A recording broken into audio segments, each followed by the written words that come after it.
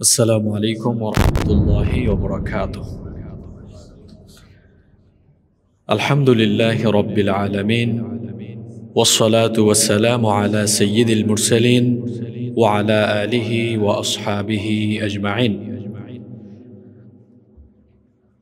فأعوذ بالله من الشيطان الرجيم. بسم الله الرحمن الرحيم. يا أيها الناس إنا خلقناكم من ذكر وأنثى وجعلناكم شعوبا وقبائل لتعارفوا إن أكرمكم عند الله أتقاكم إن الله عليم خبير. صدق الله العظيم. Raozan club কর্তৃক আয়োজিত নিয়মিত মাসিক সেমিনারের আজকে উপস্থিত সম্মানিত সভাপতি, আজকের এই অনুষ্ঠানে উপস্থিত আছেন সম্মানিত প্রধান অতিথি, আমাদের শ্রদ্ধাভাজন দক্ষিণ এশিয়ার অন্যতম শ্রেষ্ঠ ইসলামী বিশ্ববিদ্যালয়, আন্তর্জাতিক ইসলামী বিশ্ববিদ্যালয় চট্টগ্রামের ইসলামিক স্টাডিজ বিভাগের সম্মানিত প্রফেসর,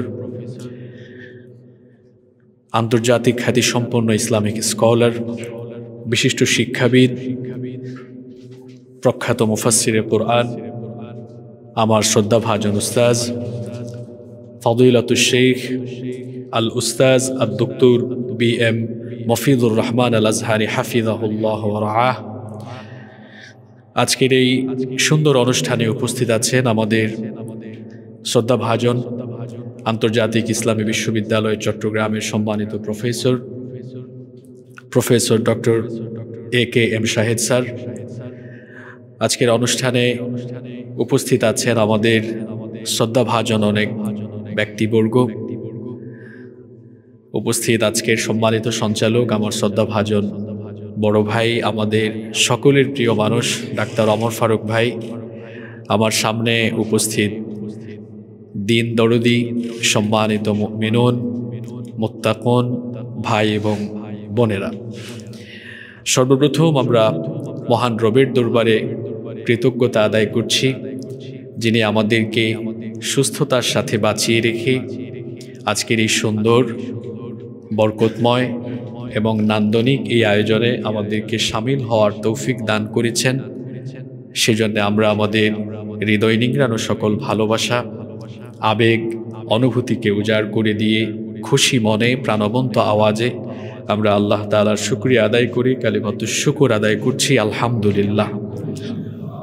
দুরুদ এবং সালাম পেশ করছি সর্বকালের সর্বশ্রেষ্ঠ মহামানব নবিয়ুনা ওয়া সাইয়্যিদুনা ওয়া কুদওয়াতুনা মুহাম্মাদুর রাসূলুল্লাহ সাল্লাল্লাহু আলাইহি ওয়াসাল্লামের উপর, যাকে আল্লাহ তাআলা আমাদের জন্য রাহমাতাল লিল আলামিন হিসেবে এ ধরার বুকে প্রেরণ করেছেন।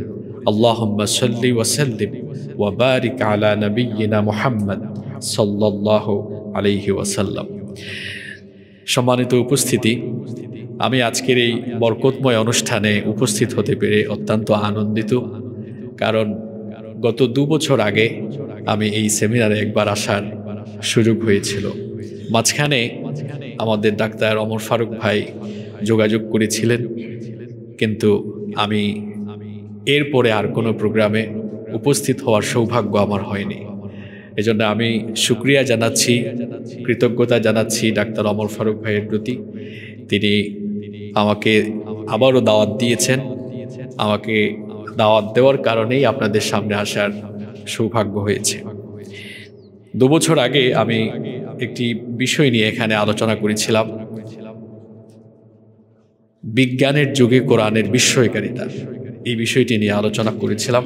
আজকে আমাকে আরও একটি টপিক দেওয়া হয়েছে, ফিতনার যুগে আদর্শ পরিবার গঠনে করণীয়।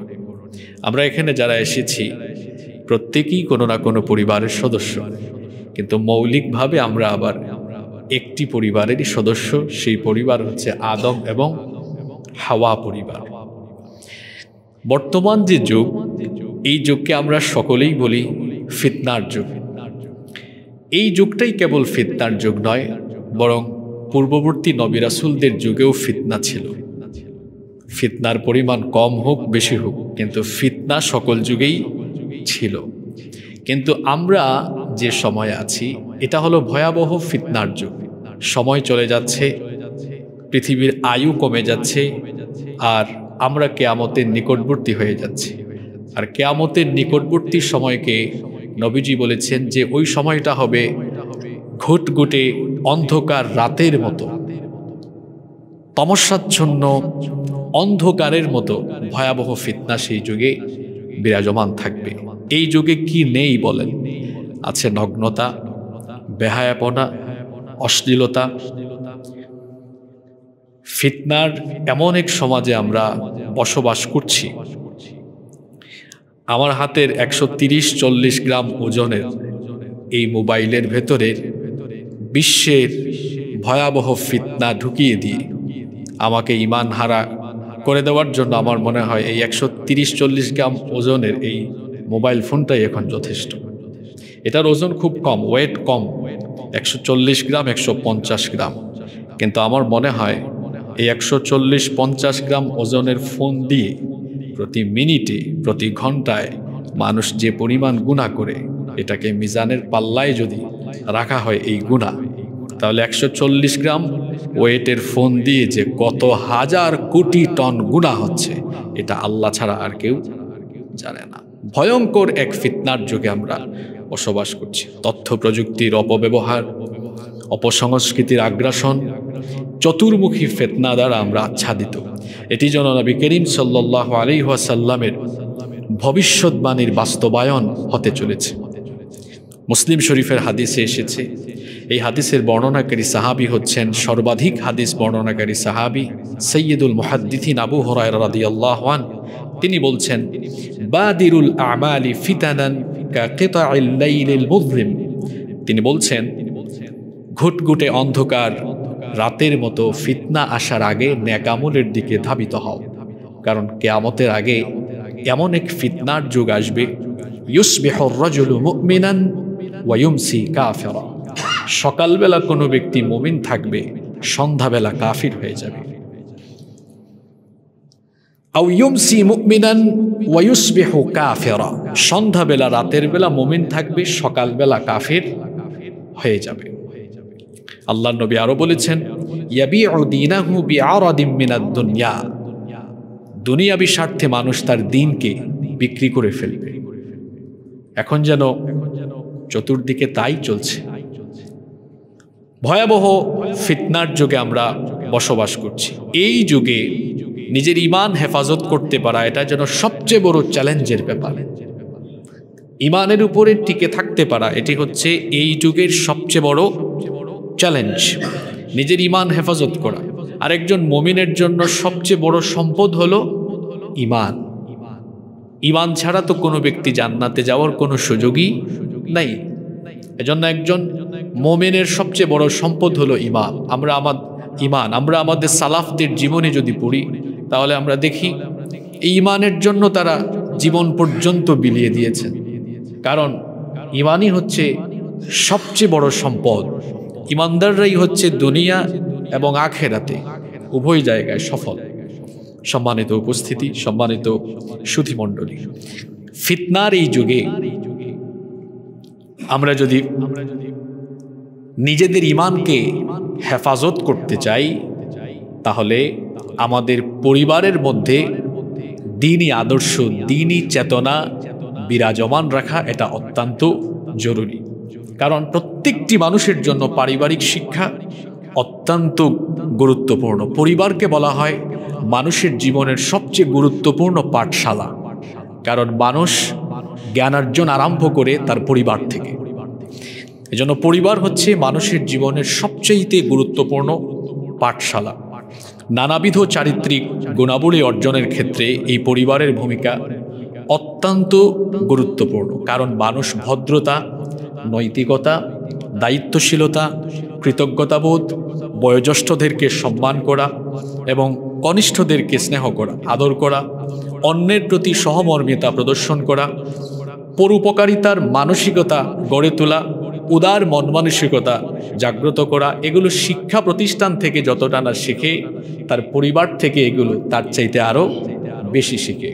ভদ্রতা, বিনয়, নম্রতা, বড়দেরকে সম্মান, ছোটদেরকে স্নেহ করা, এগুলো মানুষ পরিবার থেকে শেখা আরম্ভ করে। পরিবারের সূচনা কিভাবে হয়েছে এটা আপনারা সবাই জানেন।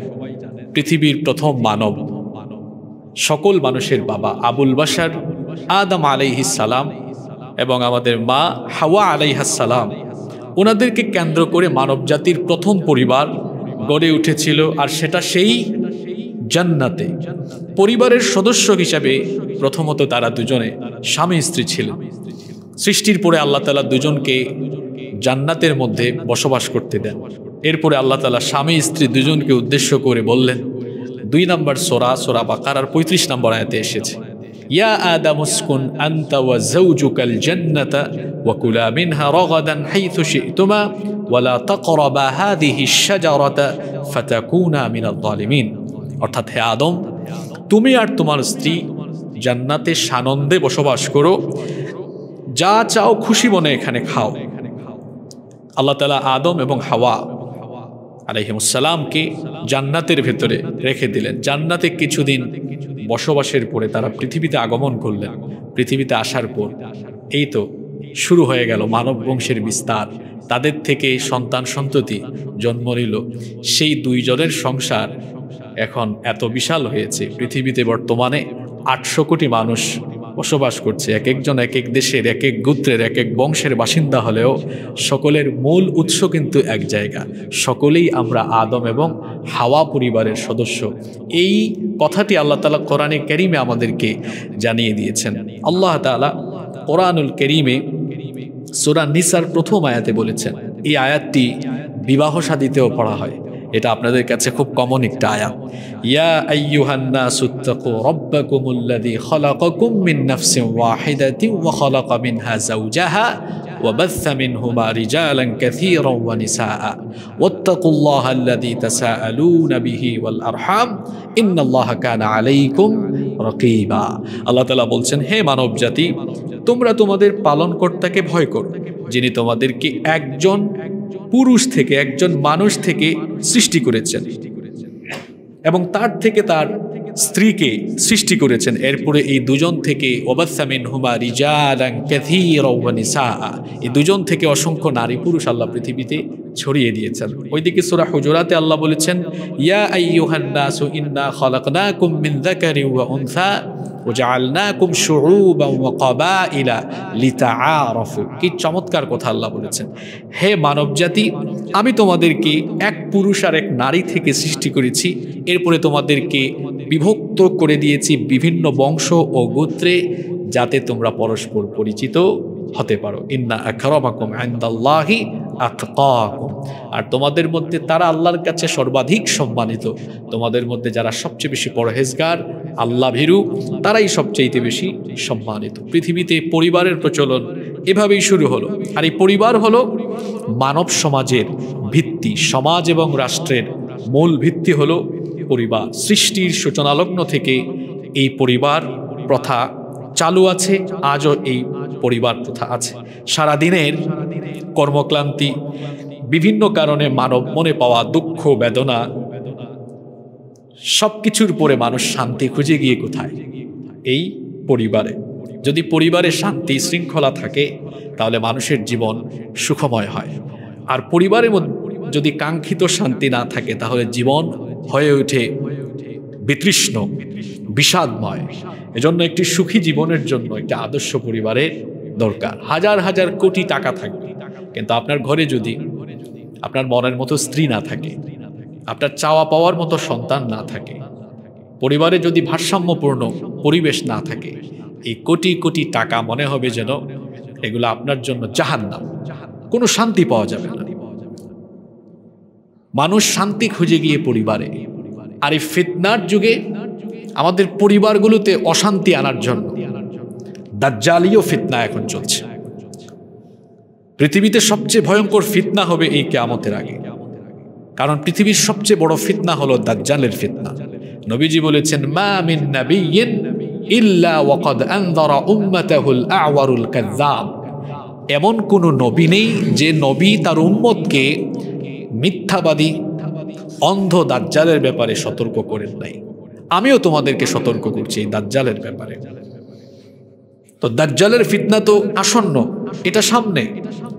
আমাদের পরিবারগুলোতে এখন পারিবারিক কলহ, অপসংস্কৃতির ছোবল, ভারতীয় সিরিয়াল দেখছেন না? এখন পত্রপত্রিকা খুললেই, টেলিভিশন খুললেই পরকীয়ার সংবাদ পাওয়া যায়। পরিবারগুলোকে ধ্বংস করে দেওয়ার জন্য অপসংস্কৃতি রন্ধ্রে রন্ধ্রে ঢুকিয়ে দেওয়া হয়েছে। বউ কিভাবে শাশুড়ির সাথে ঝগড়া করবে, এই ঝগড়াগুলো সিরিয়ালে শিখিয়ে দেওয়া হচ্ছে।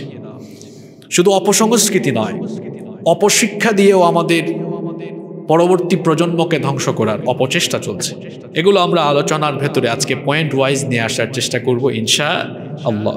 সম্মানিত সুধীমণ্ডলী, পরিবারের সদস্যরা যদি আল্লাহর দেওয়া দায়িত্ব সম্পর্কে সজাগ থাকে, তাহলে পরিবারের সকল সদস্যরা তাদের হক পূর্ণাঙ্গভাবে লাভ করবে। যদি হাজব্যান্ড তার ওয়াইফের হক আদায় করে, তাহলে ওই ওয়াইফ কখনোই তার হাজব্যান্ডকে রেখে অন্য কোথাও চলে যাবে না।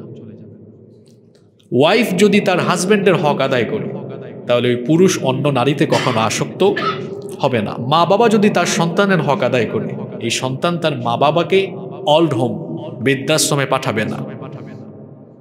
সন্তান মা বাবার হক যথাযথভাবে যদি আদায় করে, তাহলে ওই মা বাবা বার্ধক্য বয়সে গিয়ে কষ্ট পেতে পেতে মারা যাবে না।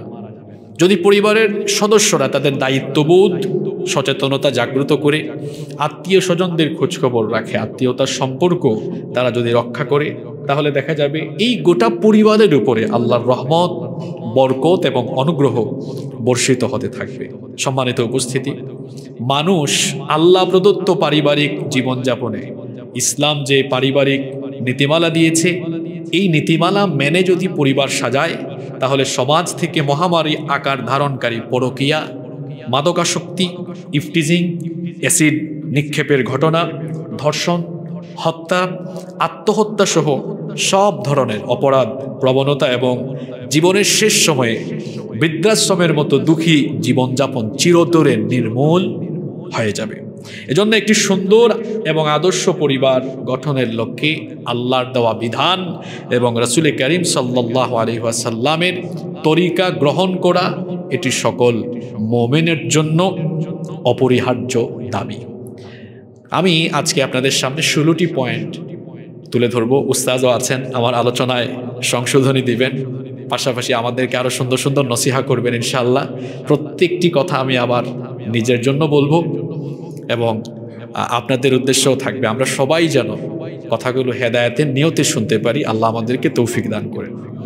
ফিতনার এই ভয়াবহ যুগে, ভয়াবহ ফিতনার এই যুগে একটি আদর্শ, সুন্দর, সুখী পরিবার গঠনের জন্য এগুলো আমার দেওয়া নীতিমালা নয়। আমি আসলে জাস্ট একটু পরিশ্রম করে কোরআন সুন্নাহর নির্যাসগুলো বের করে এনে আপনাদের সামনে জাস্ট তুলে ধরছি। এই বিষয়টা এমন নয় যে আমি আপনাদেরকে শিখিয়ে দিচ্ছি পরিবার এভাবে সাজাতে হবে। এগুলো আল্লাহ এবং রাসূল সাল্লাল্লাহু আলাইহি ওয়াসাল্লামের দেওয়া নীতিমালা, এর আলোকেই আমাদের পরিবারকে গড়ে তুলতে হবে ইনশাআল্লাহ। নাম্বার 1, আমরা জানি পরিবার শুরু হয় একটা ছেলে একটা মেয়ে, পুরুষ এবং নারীর মাধ্যমে।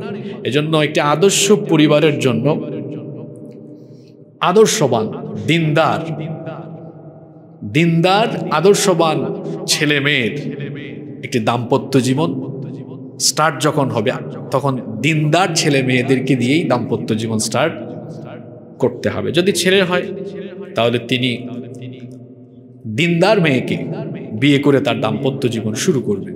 মেয়ে যদি হন, দিনদার ছেলেকে প্রায়োরিটি দিয়ে তার ফ্যামিলি লাইফ শুরু করবেন। আপনি গার্ডিয়ান হলে আপনার ছেলে মেয়েকে বিয়ে দেওয়ার ক্ষেত্রে আপনি সবার উপরে দিনদারিতাকে আপনি প্রাধান্য দেবেন। আপনি দেখুন আমাদের সমাজে শতকরা 98% মানুষ দিনদারিতার চাইতে সামাজিকতা, তারপরে তাদের অর্থ, বৃত্ত, অবস্থান, প্রভাব, প্রতিপত্তি, এগুলো মানুষ দেখছে। দিনদারিতা দেখছে কতজন মানুষ। অথচ মুসা আলাইহিস সালামের কাহিনী আমরা জানি, তিনি যখন মিশর থেকে হিজরত করে মাদিয়ানে চলে গেলেন, লম্বা ঘটনা, আমি এটা পূর্ণাঙ্গ বলছি না। যখন শুআইব আলাইহিস সালামের বাড়িতে গেলেন, তিনি মুসা আলাইহিস সালামের সকল দুঃখ দুর্দশা শুনে বললেন, ঠিক আছে, আমার বাড়িতে কর্মচারী হিসাবে তখন মুসা আলাইহিস সালামকে তার বাড়িতে কর্মচারী হিসাবে রাখার জন্য তার মেয়েরা প্রস্তাব দিলেন যে, আব্বাজান, এই যুবককে আমাদের ঘরে কর্মচারী হিসাবে রেখে দেন, কারণ আমরা দেখেছি তিনি অত্যন্ত আমানতদার এবং বিশ্বস্ত। কোরআনে কারীমে এসেছে এই কথা, কওয়িয়ুল আমিন, শক্তিশালী এবং বিশ্বস্ত। বলেছিলেন সে শক্তিশালী, তোমরা এটা কিভাবে জানো? তখন মেয়েরা বলেছিল যে এত ভিড়ের মধ্যে আমাদের পশুর পালকে পানি পান করিয়েছে। ইসরায়েলি রেওয়ায়াতে এসেছে যে কুয়ার মধ্যে নাকি উপরে ঢাকনা ছিল, সেটা তিনি সরিয়ে দিয়েছেন। শক্তিশালী আর আমানতদার এই অর্থে বলেছেন, যখন তাকে আমরা আনতে গিয়েছি আমাদের চোখে চোখ রেখে কথা বলে না। এটা পয়গাম্বরী চরিত্র। নারীর চোখে, পরনারীর চোখে চোখ রেখে কথা বলা পুরুষের জন্য এটা হারাম করে দিয়েছেন আল্লাহ তাআলা। এটা পয়গাম্বরী চরিত্র। একজন পয়গাম্বর তো আরেক পয়গাম্বরের খবর জানবে। এবং শুধু তাই নয়, মেয়েরা বললেন আমাদেরকে সামনে হাঁটতে দেয়নি, বলেছে পিছনে যাওয়ার জন্য। বুঝে ফেলেছেন এটা সাধারণ মানুষ নয়। শুআইব আলাইহিস সালাম বললেন, তাহলে উনাকে কর্মচারী বানিয়ে রাখবো কেন? মেয়ের জামাই বাড়িয়ে তারপরে আমার বাড়িতে মেয়ের জামাই হিসাবে রাখবো। এই যে তিনি মেয়ে বিয়ে দিয়ে দিলেন, টাকা পয়সা, ক্ষমতা, সামাজিকতা, এগুলো দেখেছেন না দিনদারিতা দেখেছেন, চরিত্র দেখেছেন? তা আমরা সব জায়গায় সুবহানাল্লাহ সুবহানাল্লাহ পড়তে জানি, সুন্দর সুন্দর কথা শুনে, কিন্তু নিজের পরিবারের বেলায় দিনদার ছেলে আসলে, টাকা পয়সা কম আসলে নিজের মেয়েকেও আমরা বিয়ে দিতে চাই না। অনেক ইসলামিস্ট ফ্যামিলি আমরা নিজের চোখে দেখেছি। সেই ব্যক্তিবর্গ সামাজিকতা, তার প্রভাব, প্রতিপত্তি, অর্থনীতি দেখেন। একজন মানুষ সুখী হওয়ার জন্য কত টাকা দরকার, কত ক্ষমতা দরকার। আল্লাহ রাসূলের ঘরে তো টাকা পয়সা ছিল না, দামি ফার্নিচারও ছিল না, কিন্তু ঘরের মধ্যে তো সুখ শান্তির কোনো অভাব ছিল না।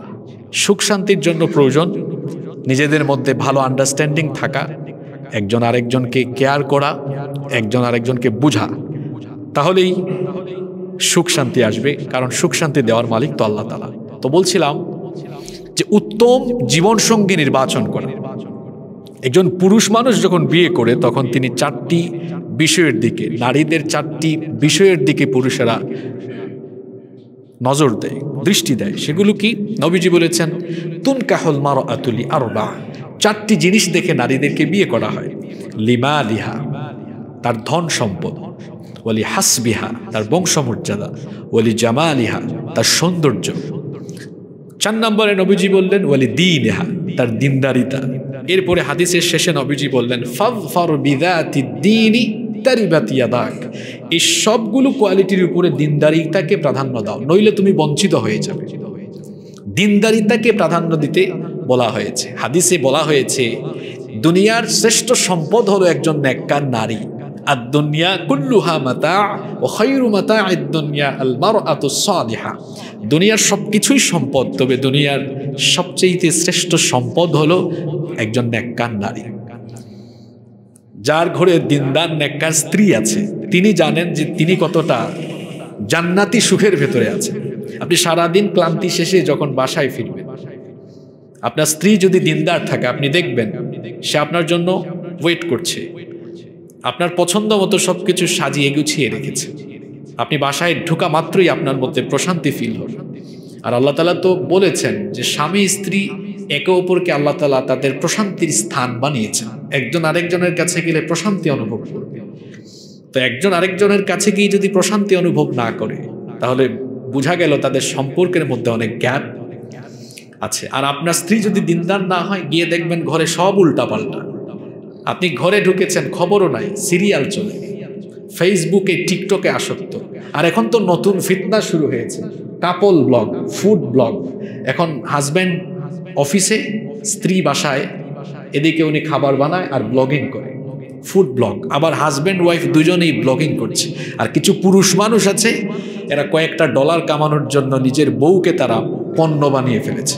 এরা হচ্ছে বর্তমানে ফিতনার জামানার সবচাইতে ব্যক্তিত্বহীন, রুচিহীন পুরুষ, যারা সামান্য কয়টা টাকা ইনকামের জন্য তার বউকে ফেসবুক, ইউটিউবে পরপুরুষের চোখের পণ্য বানিয়ে ফেলেছে। এটা যারা ফেসবুক চালায় ওনারা ভালো জানে, বিশেষ করে ইয়াং জেনারেশনের জানে। এখন ব্লগিং চলছে, ফুড ব্লগ, ট্রাভেল ব্লগ, কাপল ব্লগ, ব্লগ আর ব্লগ। সম্মানিত উপস্থিতি, আমাদের ডাক্তার ওমর ফারুক ভাই একটি সুন্দর হাদিস বলেছেন যে 4টি জিনিস সৌভাগ্যের আলামত। আরবাউন মিনাস সাআদা, নবীজি বলেছেন 4টি জিনিস সৌভাগ্যের আলামত। 1 নম্বর হচ্ছে আল মারআতুস সালিহা, প্রথমেই বলা হয়েছে নেককার স্ত্রী, এরপরে বলা হয়েছে ওয়াল মারকাবুল হানি, এটা সুন্দর, এরপরে বলা হয়েছে ওয়াল মাসকানুল ওয়াসিআ, প্রশস্ত বাড়ি। 3 নম্বরে বলা হয়েছে ওয়াল মারকাবুল হানি, এটা সুন্দর বাহন। আর 4 নম্বরে বলা হয়েছে ওয়াল জারুস সালিহ, নেককার প্রতিবেশী। তবে নেককার স্ত্রীর কথা বলতে গিয়ে অন্য হাদিসে নবীজি বলেছেন মান রাযাকাহুল্লাহু ইমরাআতান সালিহা ফাকাদ আ'াদাহু আলা শাতরি দীনি, আল্লাহ যাকে নেককার একজন স্ত্রী দিয়েছেন, আল্লাহ যেন তাকে ইসলামের অর্ধেক নিয়ামত দান করে দিয়েছেন। তো অর্ধেক যদি সে পেয়ে যায়, বাকি তো আছে আরো অর্ধেক, বাকি অর্ধেক পাবে কোথায়? আল্লাহ নবী বলেছেন ফালিয়াত্তাকিল্লাহা ফিন নিসফিল বাকি, বাকি অর্ধেকের ব্যাপারে সে যেন আল্লাহকে ভয় করে, অর্থাৎ তাকওয়া যেন অন্তরে লালন করে। যদি অন্তরে তাকওয়া লালন করে, বাকি অর্ধেক নেয়ামত আল্লাহ তাকে দিয়ে দিবে। নেককার স্ত্রী আর জীবনে চলার পথে পাথেয় হিসাবে তাকওয়া, এই দুটো জিনিস থাকলেই একজন মানুষ আল্লাহর তরফ থেকে ইসলামের গোটা নেয়ামতটাই পেয়ে যাবে। তাহলে উচিত হলো নেককার স্ত্রী দিয়ে পরিবার শুরু করা। সবচেয়ে গুরুত্বপূর্ণ পয়েন্ট আমি এখন আপনাদের সামনে তুলে ধরছি, কেন একজন নেককার স্ত্রী দরকার পরিবারের জন্য।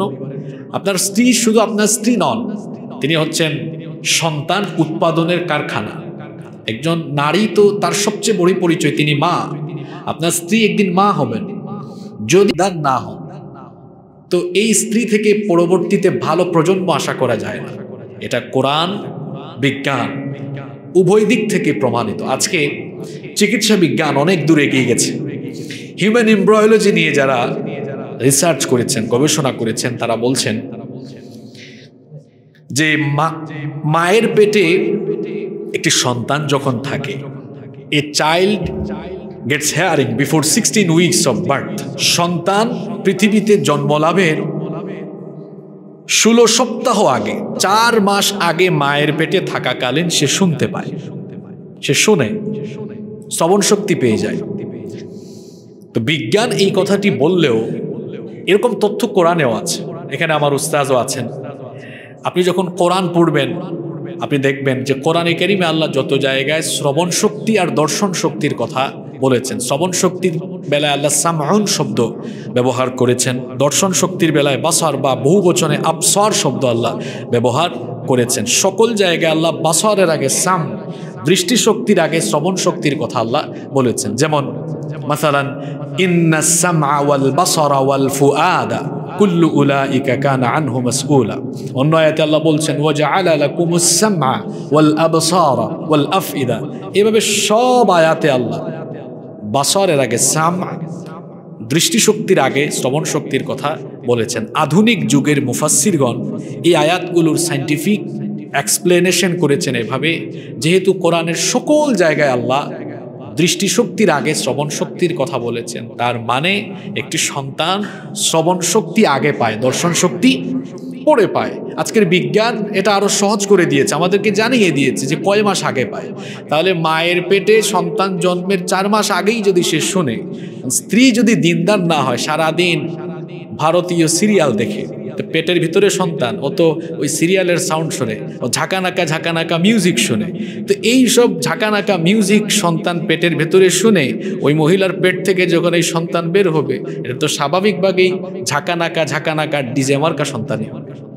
আর যখন স্ত্রী দিনদার হবে, তো পেটে সন্তান নিয়ে কোরআনের তেলাওয়াত করেন, উনি জিকির করেন, উনি আজান হলে নামাজে দাঁড়িয়ে যান। ওই সন্তান তো পেটের ভেতর থেকে শুধু জিকির আজকারের সাউন্ড শোনে, ওই সন্তান পেটের ভেতর থেকে তিলাওয়াত শোনে, ওই সন্তান কোরআনের আয়াত শোনে। এই মহিলাদের পেট থেকে আবু হানিফার মতো লোকের জন্ম হয়।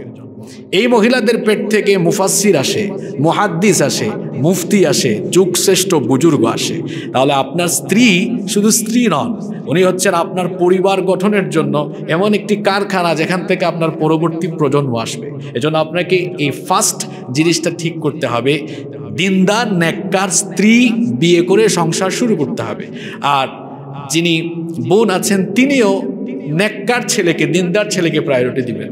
আপনারা এখানে যারা আছেন সম্মানিত অভিভাবক, আপনাদের প্রতি আমাদের অনুরোধ থাকবে, ছেলে মেয়ে বিবাহের ক্ষেত্রে দিনদারিতাকে ফার্স্ট প্রায়োরিটি দিতে হবে। কিন্তু দুঃখজনক ব্যাপার, এই চিটাগংয়ে, আমার বাড়ি সিলেটে, চিটাগং সিলেটের ভাষা ছাড়া কালচার সব ঠিক আছে, মিল আছে। এই দু জায়গায় আমি দেখেছি। বাংলাদেশের অন্যান্য অঞ্চলের বিয়ে শাদীর কালচার সম্পর্কে খুব একটা আমার জানা নাই, সিলেট চিটাগংয়েরটা মোটামুটি আমার জানা আছে। তো সিলেট চিটাগংয়ে দেখা যায় খুব ধুমধাম, তারপরে দেখা যায় সামাজিকতাকে বেশি প্রাধান্য দেওয়া হয়, আমার সমাজ কি বলবে। অথচ আমরা বিয়ে শাদীটাকে সুন্নতি তরিকায় এই বিয়ে শাদীর প্রোগ্রামগুলোকে সম্পন্ন করার চেষ্টা আমরা অনেকেই করি না। একটা 25 বছরের ছেলে আপনার মেয়ের জন্য প্রস্তাব দিয়েছে, আপনি প্রথমেই বলেন তার ফ্ল্যাট কয়টা, তার গাড়ি কয়টা। আপনার বয়স যখন 25 বছর ছিল, আপনি কয়টা গাড়ি বাড়ির মালিক ছিলেন আমাকে বলেন। 25 বছর বয়সে কি গাড়ি বাড়ির মালিক হওয়া যায়? অসম্ভব। 25-26 বছর বয়সে যার কাছে গাড়ি বাড়ি আছে ওটা তার না, ওটা তার বাপদাদার, ওটা বাপদাদার থেকে সহজেই পেয়ে গেছে। তো যে বাপদাদার পরিচয়ে বলে আমার কাছে গাড়ি বাড়ি আছে, এটা আমার একটা কথা আর কি, শুনতে একটু খারাপ লাগে যে ও গাধা। আর নিজের পরিচয়ে যে চলে 25-26 বছর বয়সে, যে বলে আমি অল্প ইনকাম করি কিন্তু আমি নিজে নিজে চলতে পারি, তা আমার মনে হয় সে শাহজাদা। সে নিজের পরিচয়ে চলে, বাপদাদার পরিচয়ে তো গাধারা চলে। তা আপনি আপনার মেয়ে বিয়ে দেওয়ার সময় ছেলেকে প্রশ্ন করছেন তোমার ফ্ল্যাট আছে কিনা, গাড়ি বাড়ি আছে কিনা, অথবা চাকরি পেয়েছে ছেলেটা 4-5 বছর হয়েছে, আপনি বলছেন বাবা তোমার ফ্ল্যাট আছে কিনা। 4-5 বছর চাকরি করে যার গাড়ি বাড়ি হয়ে গিয়েছে, ওইটা 1 নাম্বার না, ওইটা 2 নাম্বার। ও দুর্নীতি করে, ও ঘুষ খায়, ওর মধ্যে 2 নাম্বারই চরিত্র আছে। বিজনেস করলে সেটা ভিন্ন কথা। ছেলেটার চরিত্র ভালো, আপনার মেয়েকে আপনি বিয়ে দিতে পারেন। কারণ কিছু ছেলেকে দেখলেই বোঝা যায় তার ফিউচার ব্রাইট। মেধাবী ছেলে, বিচক্ষণ ছেলে দেখলেই বোঝা যায় না? বোঝা যায়। তো এই বিষয়টি আমাদের মাথায় রাখতে হবে। আমাদের ছেলে মেয়েদেরকেও বিয়ে দেওয়ার ক্ষেত্রে এটা আদর্শ পরিবারের বাবা মায়ের দায়িত্ব, তারা তাদের ছেলে মেয়েদেরকে বিয়ে দেওয়ার ক্ষেত্রে দিনদারিতাকে সবচেয়ে বেশি প্রায়োরিটি দেবে। তাহলে একটি আদর্শ পরিবার গঠনের জন্য বিবাহ শাদীতে দিনদারিতাকে প্রাধান্য দিতে হবে। 2 নম্বর পয়েন্ট, স্বামী স্ত্রীর মধ্যে পারস্পরিক আচরণে সম্মানবোধ, তাদের আচার আচরণে ভালোবাসার বহিঃপ্রকাশ ঘটতে হবে। আল্লাহ তাআলা কোরআনুল কারীমে সূরা নিসার 19 নম্বর আয়াতের শেষের দিকে বলেছেন, ওয়াশিরুহুন্না বিল মারুফ, তোমরা তোমাদের স্ত্রীদের সাথে সদয় আচরণ, সুন্দর আচরণ করো, সৎভাবে তাদের সাথে জীবন যাপন করো। মুফাসসিরিনে কেরাম এই আয়াতের তাফসীরে লিখেছেন যে তাদের সাথে কথনে, চলনে, বলনে, ওঠা বসায়, ব্যবহারে মার্জিত হও, সুন্দর আচরণ করো। কিছু মানুষ আছে কথায় কথায় তার স্ত্রীকে ধমকায়, মানে নবাবজাদা নসরুল্লাহ ভাব নিয়ে চলে আর কি, এরকম মানুষ আছে কিন্তু আমাদের সমাজে। আল্লাহ বলছেন বিল মারুফ, সৎভাবে সুন্দরভাবে জীবনযাপন করো, তাদের সাথে অসদাচরণ করো না। আল্লাহ বলছেন ফাইন কারিহতুমুহুন্না ফাআসা আন তাকরাহু শাইআন ওয়া ইয়াজআলাল্লাহু ফীহি খায়রান কাসীরা, তুমি যদি তাদেরকে অপছন্দ করো, মনে রেখো এমন কাউকে অপছন্দ তুমি করলে যার মধ্যে আল্লাহ তোমার জীবনের কল্যাণ রেখেছেন। কত বড় কথা এটা, কল্যাণ রেখেছেন। প্রত্যেকটি সফল পুরুষ ব্যক্তির পেছনে একজন নারীর অবদান থাকে। প্রত্যেকটা সফল পুরুষ ব্যক্তির পেছনে একজন নারীর অবদান থাকে। আপনি যে আজকে এখানে এসেছেন, আপনার কাপড়টা কে রেডি করে দিয়েছে? আজকে কে রান্না করে খাওয়ালো আপনাকে? আপনার যাবতীয় কাজকর্মে কে সাপোর্ট দেয় আপনাকে? না স্ত্রী আপনাকে সাপোর্ট দেয়। আল্লাহ তাআলা বলছেন তার সাথে সুন্দর আচরণ করুন। আর নবীজি কি বলেছেন? খায়রুকুম খায়রুকুম লিআহলিহি, তোমাদের মধ্যে সে ব্যক্তি সবচেয়ে উত্তম যে তার পরিবারের কাছে উত্তম। নবীজি বলেছেন আমি আমার পরিবারের কাছে উত্তম। নবীজি তার স্ত্রীদেরকে এই জন্য কি কথা বলেছেন আপনি বলতে পারবেন আপনার স্ত্রীকে? হ্যাঁ, এটা তো বলা বড় মুশকিল এই কথাটা, যে তুমি তোমরা দিনের আলোতে আর রাতের অন্ধকারে যা দেখেছো আমার মাঝে সব বলে দাও। যদি তারা না বলতেন তাহলে নবীজি ফরজ গোসল কেমনে করতেন জানছি কেমনে? এই হাদিস বর্ণিত হয়েছে কার থেকে? উম্মুল মুমিনিনদের কাছ থেকে। তারা এগুলো আমাদেরকে জানিয়েছে। এভাবে আভ্যন্তরীণ অনেক মাসআলা আমরা পেয়েছি উম্মুল মুমিনিনদের কাছ থেকে। তারা বলেছেন একজন ব্যক্তি উত্তম যে তার স্ত্রীর কাছে উত্তম। এটা কত বড় কথা। আমরা অনেক সময় আমাদের এক বিবিকেই আমরা সামলাতে পারি না, অনেক সময় তাকেই সন্তুষ্ট করতে পারি না। নবীজি একাধিক বিবি, সবাই নবীজির উপরে সন্তুষ্ট, সুবহানাল্লাহ, কোনো অভিযোগই নাই। হ্যাঁ, আমরা একজনকেই সামলাইতে পারি না, মানে সন্তুষ্টি আনতে পারি না। নবীজির একাধিক বিবি, কেউ নবীজির উপরে অসন্তুষ্ট ছিলেন? কেউ ছিলেন না। এবং নবীজির চরিত্রের ব্যাপারে তাদের ধারণা কেমন ছিল? একজন স্ত্রী তো তার স্বামীর সেবা করতে পারে, তার স্বামীকে ভালোবাসতে পারে, একজন স্ত্রী তার স্বামীর আনুগত্য করতে পারে। ঈমান আনা এটা তো অনেক বড় একটা ব্যাপার। আমি বা আপনি যদি আজকে বাসায় গিয়ে বলি, আমরা আমাদের স্ত্রীকে যদি বলি যে আমি আজকে থেকে পিশাব হয়ে গেছি, আমার মুরিদ হও তুমি, হ্যাঁ, আমরা কেমন, আমাদের স্ত্রীরা সেটা ভালো জানে, বলবে তুমি যে কি জাতের পীর এটা সবচেয়ে ভালো আমি জানি। আর নবীজি হেরা গুহায় ওহীপ্রাপ্ত হয়ে গেলেন, গিয়ে বললেন খাদিজা জাম্মিলুনি, বুখারীতে এসেছে, কম্বল দিয়ে ঢেকে দাও আমাকে, লাকাদ খাশিতু আলা নফসি, আমি আমার নফসের উপরে আশঙ্কা করছি। তিনি বললেন আমি ভয় পেয়ে গেছি। গোটা ঘটনা তিনি যখন শোনালেন, খাদিজা রাদিয়াল্লাহু আনহা কি বললেন? ভয় পাওয়ার কোনো কারণ নাই, আপনার কাছে ওহী এসেছে। তিনি তার ভাইয়ের কাছে যখন গিয়েছে, ওই যে ওয়ারাকা বিন নওফেলের কাছে গিয়েছিলেন, তিনি যখন সব কথা বললেন, খাদিজা রাদিয়াল্লাহু আনহা তখন বললেন, দেখেন 15 বছর ধরে সংসার করছি আপনার সাথে সংসার করেই তো দেখছি যে আচার আচরণ আপনার, কষ্ট পান কষ্ট দেন না, দুঃখ পান দুঃখ দেন না, আপনি মানুষের সেবা করেন, পরোপকারী মানুষ আপনি। এইসব চরিত্র এগুলো সাধারণ মানুষের চরিত্র নয়, এটা পয়গম্বরের চরিত্র। এজন্য আমি আপনার স্ত্রী হয়ে সর্বপ্রথম আমি ঈমানের ঘোষণা দিয়ে আমি আপনার উপর ঈমান আনলাম। তো একজন স্ত্রী ভালোবাসতে পারে, স্বামীকে টেক কেয়ার করতে পারে, আনুগত্য করতে পারে, ঈমান আনা এটা বিরাট বিষয়। কিরকম চরিত্র থাকলে পরে স্ত্রী ওহীপ্রাপ্ত হওয়ার পরেই ঈমান এনে ফেলেছেন। আল্লাহু আকবার। তো বলছিলাম নবীজি বলেছেন তুমি তোমার স্ত্রীর কাছে উত্তম হও। আল্লাহর নবী তার স্ত্রীদের সাথে কি সুন্দর ব্যবহার করতেন। আমি আপনাদেরকে অনুরোধ করব, আপনারা কমপক্ষে সিরাতের একটি বই পড়বেন, পূর্ণাঙ্গ পড়বেন। অনেক বই আছে সিরাতের, একটা বই আপনারা পড়বেন, মিনাল বিদায়া ইলান নিহায়া, শুরু থেকে শেষ পর্যন্ত একটি বই পড়ুন, নবীজির জীবনী পড়ুন, আর সেই আলোকে নিজেকে গড়ে তুলুন। আমাদের এই চট্টগ্রামে তো আমরা বিশেষ করে আশিকে রসুল এই শব্দটা চট্টগ্রামে বেশি শোনা যায়। তো প্রকৃত আশিকে রসুল হতে হলে তো নবীজির সব চরিত্র আমার নিজের মধ্যে ডেভেলপ করতে হবে। তা আমি যদি নবীজির চরিত্রগুলো নিজের মধ্যে ডেভেলপ না করি, আমি কি আশিকে রসুল হতে পারবো না। তা আমি আপনাদেরকে অনুরোধ করব, আপনারা নবীজির সিরাত পড়ুন, জীবনী পড়ুন, একেবারে শুরু থেকে শেষ পর্যন্ত। সুবহানাল্লাহ, কি সুন্দর চরিত্র। নবুয়তি দায়িত্ব, এত বিরাট দায়িত্ব, ওদিকে মদিনায় হিজরত করে, এদিকে রাষ্ট্রের দায়িত্ব। এত দায়িত্বের পরেও নিজের বিবিদের সাথে এমনভাবে টাইম দিয়েছেন। হ্যাঁ, দৌড় প্রতিযোগিতা, খাবার একসাথে খেতেন, খাইয়ে দিতেন, একই গ্লাসে পানি পান করতেন, এক হাড্ডি দুজন মিলে খেয়েছেন।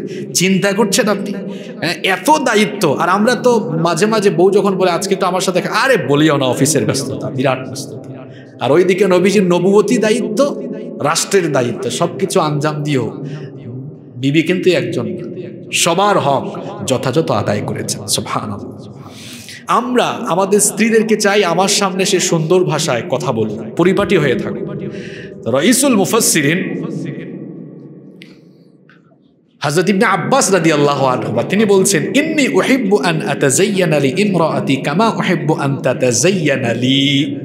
আমার স্ত্রী আমার সামনে সাজুগুজু করে বা পরিপাটি হয়ে থাকুক, এটা আমি যেমন পছন্দ করি, তো আমার স্ত্রীও তো পছন্দ করে, তার সামনে আমিও পরিপাটি থাকি।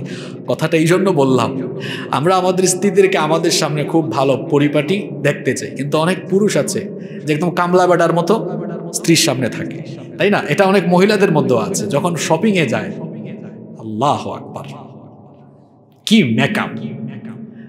আর নিজের হাজবেন্ডের সামনে, ওই যে আমি আমার ভাষায় প্রায় সময় বলি, হাজবেন্ডের সামনে কামলা বেডির মতো, কাজের বুয়ার মতো, আর শপিং মলে যাওয়ার সময়, সানমারে, ইউনেস্কোতে যাওয়ার সময় জরিনা আর সকিনার মতো। তো এই হলো অবস্থা। আপনি তো আপনার হাজবেন্ডের সামনে পরিপাটি থাকবেন, গোছালো থাকবেন, আপনি আপনার স্ত্রীর সামনে গোছালো থাকবেন, পরিপাটি থাকবেন। আপনার স্ত্রী অসুস্থ হয়েছে, আপনি তাকে দেখাশোনা করেন। শোনেন, একটা ঘটনা আমার মনে পড়লো। উসমান বিন আফফান রাদিয়াল্লাহু আনহু বদরের যুদ্ধে অংশগ্রহণ করেন নাই। তো নবীজি যুদ্ধ থেকে ফিরলেন, ফিরে বললেন, উসমান, তুমি বদরের যুদ্ধে অংশগ্রহণ করলে না কেন? উসমান বিন আফফান রাদিয়াল্লাহু আনহু বললেন, আপনার মেয়ে অসুস্থ, মানে আমার স্ত্রী অসুস্থ থাকে, আমি তার সেবা করেছি। নবীজি এই কথা শুনে তখন বললেন, ইন্না লাকা আজরা রাজুলিন মিম্মান শাহিদা বাদরান ওয়া সাহমা। নবীজি তখন বললেন, বদরে যারা শহীদ হয়েছে, তুমি বদরের যুদ্ধে না গিয়ে তোমার স্ত্রীর যে সেবা করেছো, বদরের শহীদ হওয়ার সওয়াব তুমি পেয়ে গিয়েছো। আমরা অসুস্থ হলে আমার স্ত্রী আমাদেরকে সেবা করে, আমার স্ত্রী অসুস্থ হলে আমি কি তার সেবা করি? আমরা তো একটু সহযোগিতাও করি না। আমরা একটু পেঁয়াজ কাটা, আলু কাটায় মাঝে মাঝে তো একটু হেল্প করা যায়। এটা নবীজির চরিত্র, কিন্তু এটা আমার শিখিয়ে দেওয়া কোনো বিষয় নয়। এরকম বহু হাদিস আছে, আপনারা সিরাত পড়লে দেখবেন যে নবীজি তার বিবিদেরকে বিভিন্ন কাজে সহযোগিতা করেছেন। তো স্বামী স্ত্রীর মধ্যে যখন এ ধরনের সম্মানবোধ, এ ধরনের ভালোবাসা, আন্তরিকতা থাকবে, এই পরিবারে টাকা পয়সা কম থাকলেও এটা একটা আদর্শ জান্নাতি সুখী পরিবার হয়ে যাবে। তাই জন্য এই ফিতনার যুগে, আর বর্তমানে তো পরকীয়ার রোগ বেশি, তাই না? এটার কারণ কি? দাম্পত্য কলহ বাড়ছে, তালাক বাড়ছে, দাম্পত্য কলহ বাড়ছে, পরকীয়া বাড়ছে। এটার মূল কারণ হলো যে স্বামী স্ত্রীর মধ্যে যে সুন্দর সম্পর্ক থাকা চাই, এটা আমাদের অনেক ফ্যামিলিতে বিদ্যমান না থাকায় এই দুরারোগ্য ব্যাধিগুলো আমাদের ঘরে ঘরে ঢুকে গিয়েছে। সম্মানিত উপস্থিতি, আমি বেশি দেরি করব না, আর আমি কয়েক মিনিটেই বাকি পয়েন্টগুলো শেষ করছি। নাম্বার 3, একটি আদর্শ পরিবার গঠনের জন্য 3 নম্বরে আমরা যেটা করব, আমাদের ঘরে আমরা সালামের পরিবেশটা নিশ্চিত করব। দুঃখজনক হলেও সত্য, আল্লাহ তাআলা আদম আলাইহিস সালামকে সৃষ্টি করার পরে প্রথম কিন্তু সালাম শিখিয়েছেন। আল্লাহ আদম আলাইহিস সালামকে সৃষ্টি করে কি বলেছিলেন? ইযহাব হাউলা ইন্নাফারি মিনাল মালাইকা, ওই যে ফেরেশতার দল আছে এদের কাছে যাও, সালাম দাও, শোনো তারা কি জবাব দেয়। এটাই হবে তোমার আর তোমার বংশধরদের অভিবাদন রীতি। সুবহানাল্লাহ, আল্লাহ সালাম শিখালেন প্রথমে। আর আমরা কি করছি? আমাদের মধ্যে সালাম নাই। ওই যে আমি বললাম পাঠশালা, একজন মানুষের গুরুত্বপূর্ণ পাঠশালা হলো কোথায়? তার পরিবার। আপনি বাবা হয়ে, মা হয়ে আপনার ছেলে মেয়েকে সালাম দিন, সালামের তালিম আপনার কাছ থেকে সে পেয়ে যাবে। বাড়িতে ঢুকছেন, কলিং বেলটা চাপ দিলেন, দরজা খুললেই সালামের অভ্যাস তৈরি করুন। ঘরে কেউ নাই তাও সালাম দিন। আপনার ঘরে কেউ নাই, ফেরেশতা আছে না? আছে। আল্লাহ তাআলা শিখিয়েছেন আমাদেরকে এটা। ফাইদা দাখালতুম বুয়ুতান ফাসাল্লিমু আলা আনফুসিকুম, যখন কোনো ঘরে প্রবেশ করবে সালাম দিয়ে প্রবেশ করবে। তাহিয়াতাম মিন ইনদিল্লাহি মুবারাকাতান তাইয়্যিবা, এটা হচ্ছে আল্লাহর তরফ থেকে বরকতময় অভিবাদন রীতি। সালাম দেওয়ার 5টা উপকারিতা আছে, সালামে কোনো লস নাই। এটা আপনারা একটু ভালো করে খেয়াল করবেন। সালামে 5টা ফায়দা আছে। 1 নাম্বার, সালাম দিলে সালাম আসে, মানে আল্লাহর তরফ থেকে শান্তি নাজিল হয়। 2 নাম্বার, সালাম দিলে সালাম দাতা এবং যিনি সালাম নেন উভয়েই আল্লাহর তরফ থেকে বরকত লাভ করেন। সালামের মধ্যেই তো বরকত শব্দটা আছে, আসসালামু আলাইকুম ওয়া রাহমাতুল্লাহি ওয়া বারাকাতুহু, তোমার উপরে শান্তি, রহমত, বরকত বর্ষিত হোক। এবং সালাম দিলে আর নিলে যে বরকত আসে, এটা একটা হাদিসও আছে। নবীজি একদিন আনাস ইবনে মালিক রাদিয়াল্লাহু আনহুকে বললেন, ইদা দাখালতা আলা আহলিকা ফাসাল্লিম, আনাস ঘরে যখন ঢুকবে সালাম দিবে। ইয়াকুম বারাকাতান আলাইক ওয়া আলা আহলি বাইতিক, এটা তোমার আর তোমার পরিবারের সকলের জন্য বরকতের কারণ হবে। তাহলে সালামের 5টি উপকারিতা। 1 নাম্বার, সালাম দিলে সালাম আসে, শান্তি আসে আল্লাহর তরফ থেকে। শান্তি এটা ফিল করতে পারা কিন্তু বিরাট একটা বিষয়। অনেক মানুষের টাকা পয়সা আছে, ক্ষমতা আছে, দিলে শান্তি নাই। আছে না এরকম মানুষ? অনেকে আছে আলু ভর্তা ডাল ভাত খাইছে, মাগরিবের পরে ঘুমায় গেছে, এটা খাইয়াই শান্তির ঘুম দিয়েছে, সকালবেলা ফজরে উঠে গিয়েছে। শান্তিটা আল্লাহর তরফ থেকে আসে, সালাম দিলে সালাম আসে। 2 নাম্বার, বরকত নাজিল হয়। 3 নাম্বার, মহব্বত বাড়ে। নবীজি বলেছেন লা তাদখুলুল জান্নাহ, তোমরা ততক্ষণ জান্নাতে ঢুকবা না হাত্তা তুমিনু, যতক্ষণ না ঈমান আনবে। ওয়ালা তুমিনু হাত্তা তাহাব্বু, ততক্ষণ ঈমানদার হবে না যতক্ষণ না পারস্পরিক ভালোবাসা বৃদ্ধি করবে। নবীজি বললেন আমি কি শেখাবো না কিসে তোমাদের ভালোবাসা বাড়াবে? আফশুস সালাম বাইনাকুম, নিজেদের মধ্যে সালামের ব্যাপক প্রসার ঘটাও। সালাম দিলে মহব্বত বাড়ে। আপনি এই আন্দরকিল্লা মোড়ে কাউকে পাইছেন, হাই বলবেন, মহব্বত আসবে না। আজকে সালাম দিয়েছেন, কালকে দেখা হয়েছে, কালকে সালাম দিয়েছেন, 2-3 দিন সালাম দেওয়ার পরে দেখবেন বসবে, ভাইজান আসেন, এই দেখবেন মহব্বতের সম্পর্ক তৈরি হয়ে যাবে। 4 নম্বর, সালাম দিলে দোয়া বিনিময় হয়। সালাম মানেই তো দোয়া। এই যে আমরা হাই হেই বলি, এটা তো কোনো দোয়া বিনিময় হয় না, বরং মাঝে মাঝে খারাপ সিচুয়েশনে অবস্থার মানে সাংঘাতিক রূপও নিতে পারে। যেমন কারো বউ মারা গেছে, তার বাড়িতে কেউ মারা গিয়েছে, বাড়িতে গিয়ে বলেন হাই, তো তখন তার মেজাজ কেমন হবে বলেন তো? তার বাড়িতে কেউ মারা গেল, আপনি কি বলছেন হাই ভাই কেমন আছেন? আর আপনি যদি গিয়ে সালাম দেন, মন যতই ব্যথিত থাকুক সেও সালামের উত্তর দিয়ে বলবে ওয়া আলাইকুমুস সালাম ওয়া রাহমাতুল্লাহি ওয়া বারাকাতুহু। উভয়ের মধ্যে দোয়া বিনিময়। নাম্বার 5 এবং সর্বশেষ হলো, যে ব্যক্তি সালাম দেয়, আল্লাহর হাবিব বলেছেন রাজুলুন দাখালা বাইতাহু বিসালামিন ফাহুয়া দামিনুন আলাল্লাহি আযজা ওয়া জাল, যে ব্যক্তি সালাম দিয়ে বাড়িতে ঢুকে আল্লাহ তার নিরাপত্তার দায়িত্ব নিয়ে নেন। তাহলে এই 5টি ফায়দা আমরা পাবো। আমাদের আদর্শ পরিবার গঠনের জন্য ঘরে সালামের পরিবেশ আমরা নিশ্চিত করব ইনশাআল্লাহ। নাম্বার 4 নাম্বার, আমাদের ঘরকে আমরা কিরকম ঘর বানাবো? আনতাজআলাল বাইতা মাকানাল লিযিকরিল্লাহ, আনতাজআলাল বাইতা মাকানাল লিযিকরিল্লাহ, ঘরটাকে আল্লাহর জিকিরের স্থানে পরিণত করতে হবে। আল্লাহর জিকিরের পরিবেশ, কোরআনের তেলাওয়াত থাকবে আমাদের ঘরে।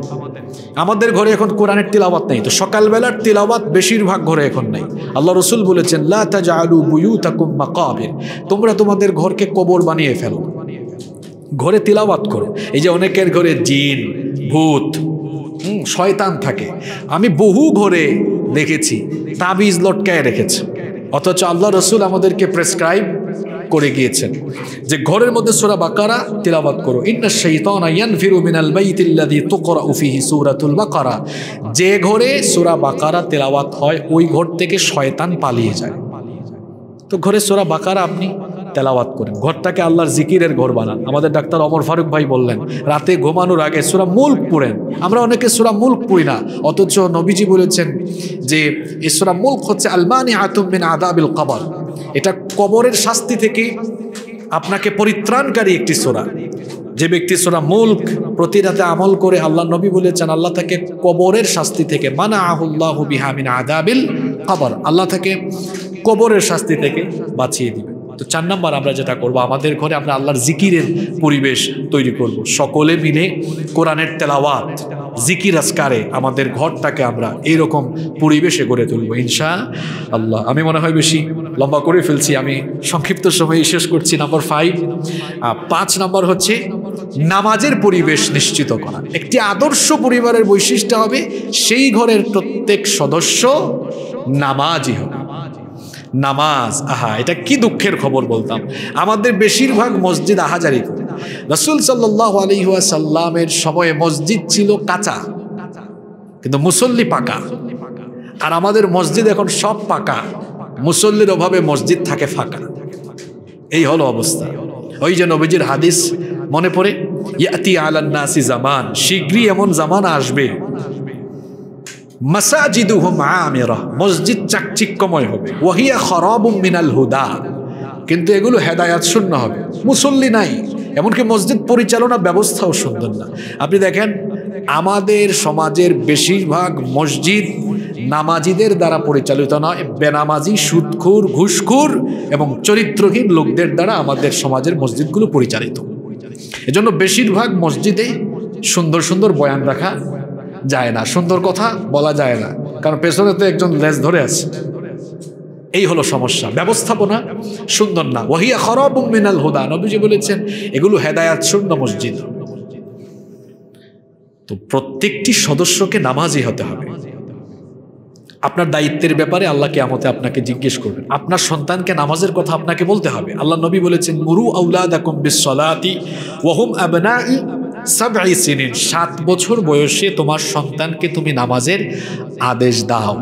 এরপরে যখন তার বয়স 10 বছর হয়ে যাবে তখন তাকে নামাজের জন্য শাসন করো। ওয়া ফাররিকু বাইনাহুম ফিল মাদাজি', বিছানা আলাদা করে দাও।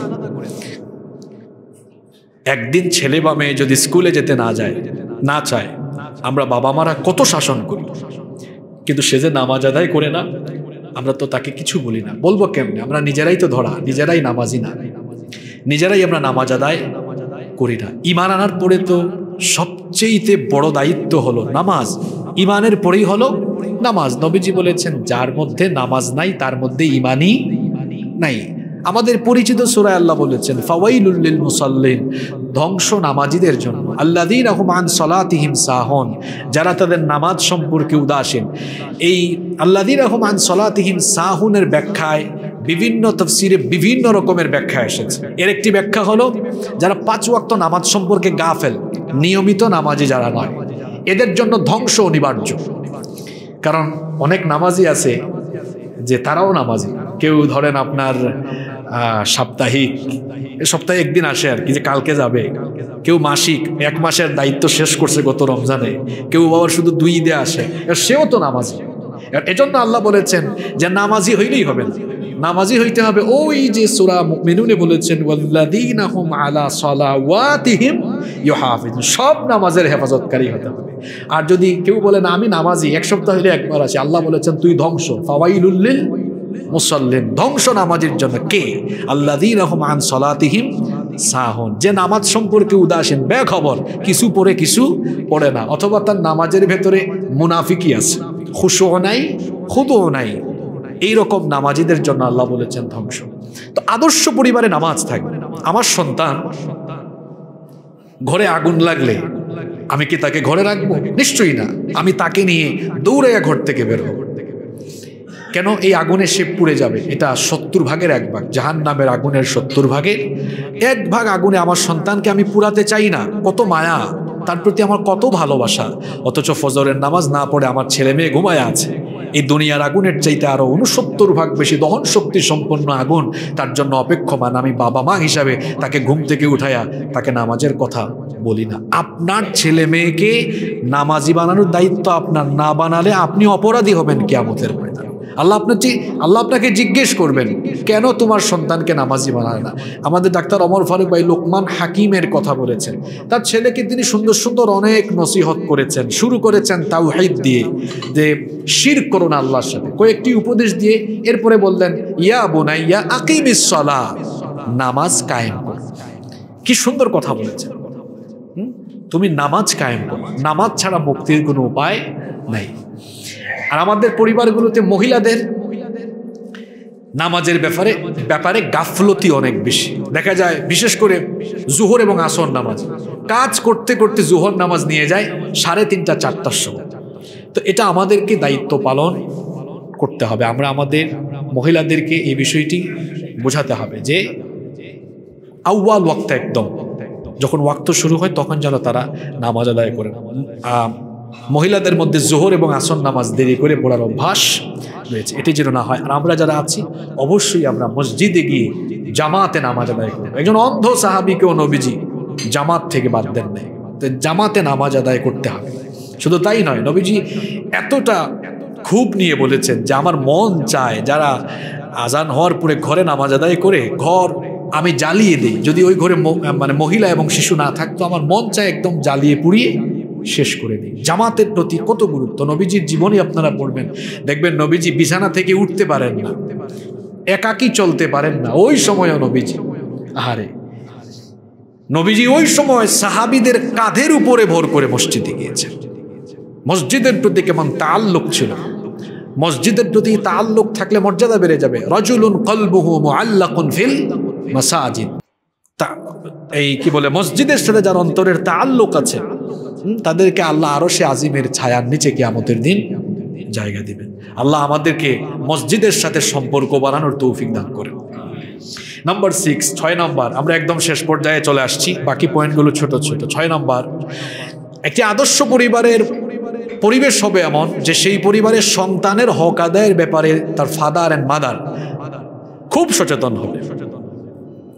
পিতামাতার হকের ওয়াজ আমাদের দেশে যত বেশি হয়, সন্তানের হকের ওয়াজ নসিহত আমাদের দেশে এত বেশি হয় না। আমি মনে করি বাংলাদেশে প্যারেন্টিং নিয়ে বেশি কথা বলা উচিত, কিভাবে সন্তান লালন পালন করতে হয়, প্যারেন্টিং নিয়ে বেশি আলোচনা হওয়া উচিত। গাছ রোপণ করেছে একজন, গাছ রোপণ করার পরে ওই গাছের গোড়ায় গিয়ে পানি ঢালে না, এটার পরিচর্যা করে না, তাহলে ওই গাছ কি বাঁচবে? বাঁচবে না, ওই গাছ থেকে কোনো ফলও আসবে না। গাছ রোপণ করার পরে যেমন এটাতে পানি ঢালতে হয়, এটার পরিচর্যা করতে হয়, তারপরে যেমন এটা থেকে ফল আসে, ঠিক তেমনি সন্তান জন্ম দিলেই হয় না, ওইটারও পরিচর্যা লাগে, ওইটাকেও গাইড করতে হয়, ওইটার প্রতিপালন পদ্ধতি জেনে আপনি সুন্দরভাবে যখন তাকে লালন পালন করবেন, এই সন্তান কোনোদিনও আপনাকে ঘাট ধাক্কা দিয়ে ঘর থেকে বের করে দিবে না। সন্তানের হক আদায় করুন।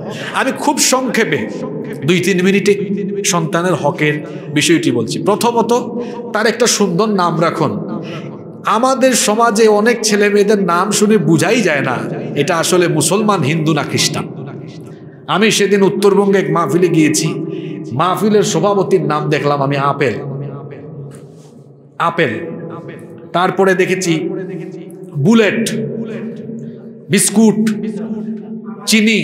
আমার এখানে আলভি ভাই আছে তো, যে আমার আলভি ভাই সাক্ষী, এগুলো কি আলভি ভাই ঠিক বলছে না? আনার, ইন্না লিল্লাহি ওয়া ইন্না ইলাইহি রাজিউন।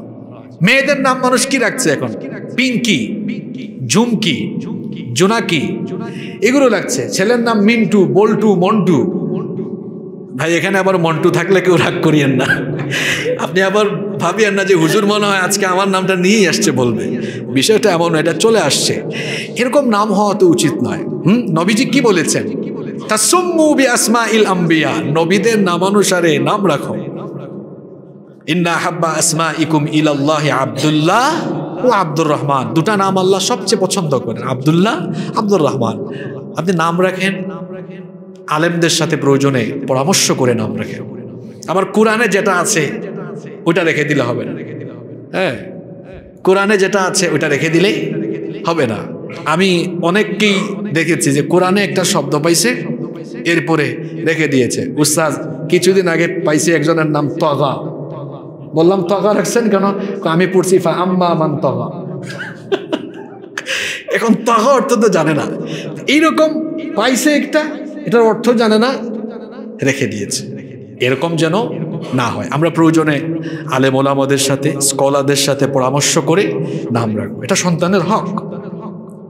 তাকে আমি ছোটবেলা থেকে তাওহীদ শেখাবো। তাওহীদ মনে রাখতে হবে, তাওহীদ এটা হবে আমার সন্তানের প্রথম শিক্ষা। তাকে আল্লাহর একত্ববাদের শিক্ষা দিতে হবে। তারপরে তাকে ছোটবেলা থেকে অপসংস্কৃতি থেকে দূরে রাখতে হবে। এখন ছোট কাল থেকে 3-4 বছরের পিচ্ছি পিচ্ছি ছেলে মেয়েরা যেভাবে মোবাইলে স্ক্রল করে, বিশ্বাস করেন আমিও ওরকম পারি না, আমিও পারি না। এটা কেন হয়েছে জানেন?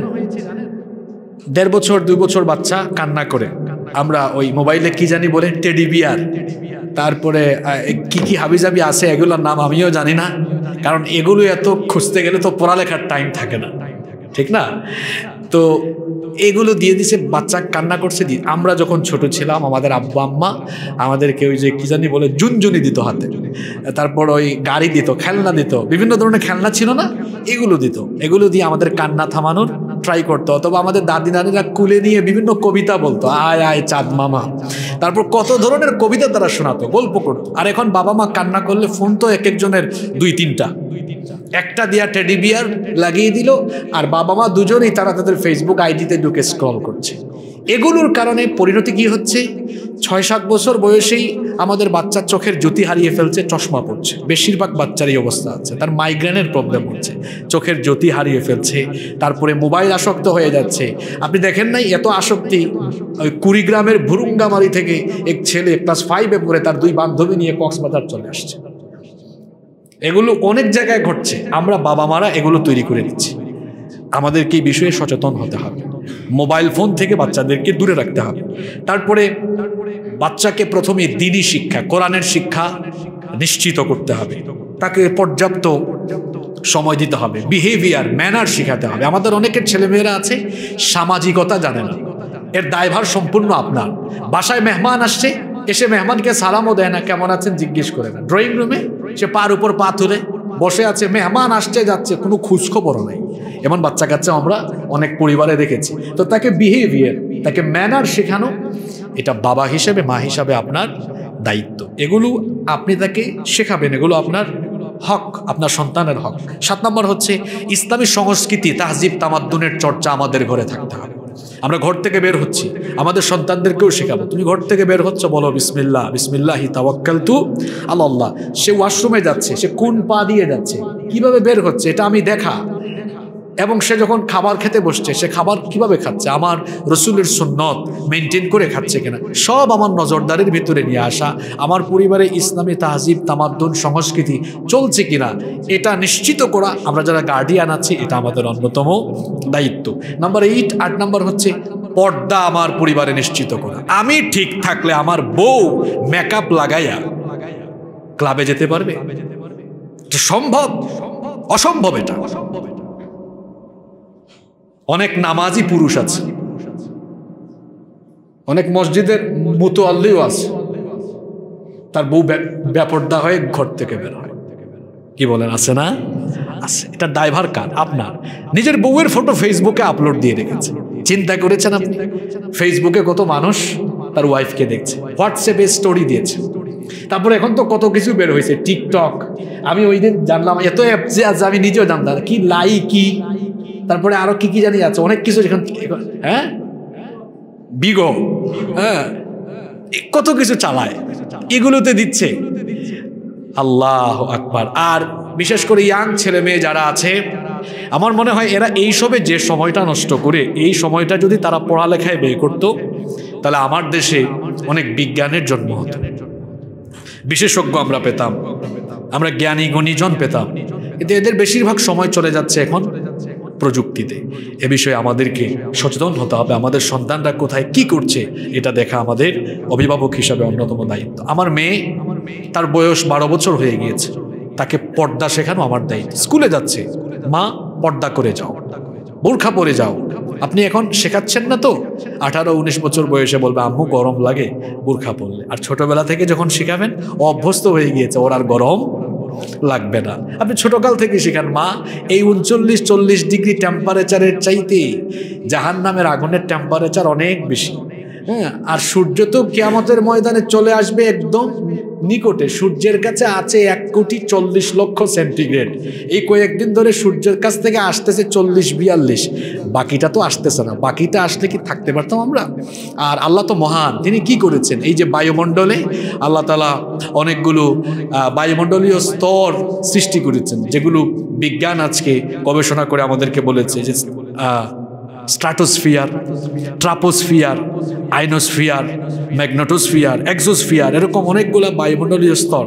একদম সহজ করে বোঝানোর জন্য আপনাদেরকে বলি, ফিল্টার আল্লাহ স্থাপন করেছেন। সূর্যের এই 1,40,00,000 সেন্টিগ্রেড হিট এই ফিল্টারগুলোতে পিউরিফাই হয়ে হয়ে হয়ে হয়ে যতটুকু আলো আসলে মানুষ, প্রাণী, উদ্ভিদ বেঁচে থাকবে, ততটুকুই আল্লাহ পাঠান। সুবহানাল্লাহ। তো আমার মেয়েকে যদি আমি বুঝাই, মাগো এটা তো হাসরের মাঠে একদম নিকটে চলে আসবে, তখন আরো গরম, এই গরম কিছুই না। বুঝান আপনি আপনার মেয়ে পর্দা করে, পর্দা নিশ্চিত করতে হবে, এটা আদর্শ পরিবারের দায়িত্ব। ওয়ালা তাবাররাজনা তাবাররুজাল জাহিলিয়াতিল উলা, জাহিলি যুগের নারীদের মতো ঘর থেকে বের হয়ে যেও না। তাফসিরে এসেছে জাহিলি যুগের মহিলারা তারা ওড়না পরিধান করত না, বক্ষদেশ প্রদর্শন করত এবং অর্ধনগ্ন হয়ে চলাফেরা করত। এটা নিন্দা করে আল্লাহ আয়াত নাজিল করলেন। যে এদের মতো চলাফেরা করবে। ফালইয়াদরিবনা বিখুমুরিহিন্না আলা জুয়ুবিহিন্না, বরং পর্দাটা এমনভাবে করো, মাথার উপর থেকে এমন একটা ওড়না ঢেলে দাও এটা যাতে বক্ষদেশ পর্যন্ত একেবারে আবৃত করে ফেলে। আপনার ছেলে মেয়ে, আপনার স্ত্রী বেপর্দা হবে কিভাবে যদি আপনি ঠিক থাকেন? একজন নারী বেপর্দায় থাকার পিছনে 4 জন পুরুষ দায়ী।